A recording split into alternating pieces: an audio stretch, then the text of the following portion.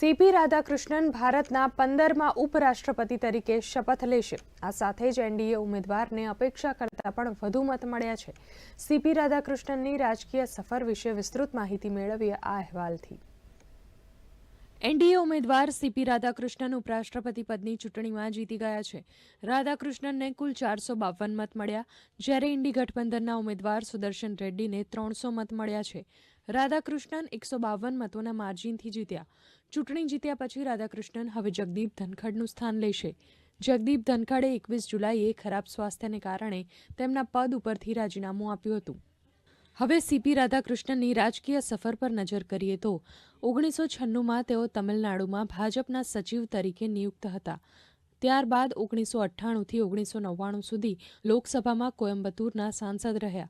ત્યાર પછી સીપી રાધાકૃષ્ણને 2004થી 2007 સુધી તમિલનાડુમાં ભાજપ પ્રમુખ તરીકે ભૂમિકા ભજવી। તેઓએ 2016થી 2020 સુધી ગાયક વૃંદ બોર્ડના પ્રમુખ તરીકે સેવા આપી। ત્યારબાદ 2020થી 2022 સુધી કેરળના પ્રભારી રહ્યા। 2023માં તેઓ ઝારખંડના રાજ્યપાલ બન્યા।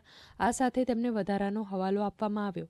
તેઓ તેલંગાણાના રાજ્યપાલ, પુડુચેરીના લેફ્ટનન્ટ ગવર્નર પણ રહી ચૂક્યા છે અને 2024માં મહારાષ્ટ્રના રાજ્યપાલ તરીકે નિયુક્ત થયા। રિટર્નિંગ ઓફિસર પીસી મોદીએ ઉપરાષ્ટ્રપતિ ચૂંટણીમાં સીપી રાધાકૃષ્ણનને વિજેતા જાહેર કર્યા અને કહ્યું કે પરિણામ ચૂંટણી પંચને જણાવવામાં આવશે। શાસક એનડીએ ગઠબંધને 17 ઓગસ્ટના રોજ મહારાષ્ટ્રના રાજ્યપાલ સીપી રાધાકૃષ્ણનને તેમના ઉપરાષ્ટ્રપતિના ઉમેદવાર તરીકે પસંદ કર્યા હતા। બ્યુરો રિપોર્ટ, દૂરદર્શન સમાચાર, અમદાવાદ।